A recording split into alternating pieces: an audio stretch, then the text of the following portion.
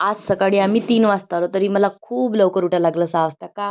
कारण आज होतं कन्यापूजन आणि त्यांची पूर्ण तयारी करायची होती. मग काय पटकन सगळे कामं आवरले. त्यानंतर पूर्ण स्वयंपाक करून घेतला आणि सगळी तयारी करून ठेवली. नंतर मस्तपैकी रांगोळी काढली आणि आम्ही आरती केली.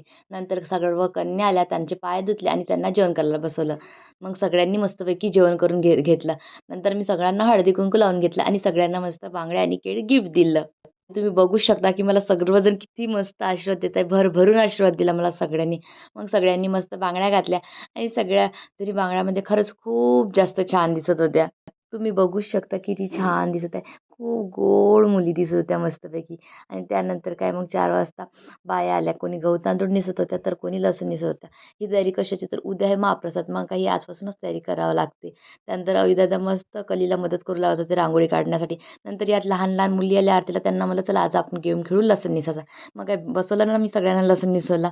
नंतर रात्री ही तयारी सुरू होती उद्याची शेव आणि बर्फी. चला तर भेटू उद्या. बाय.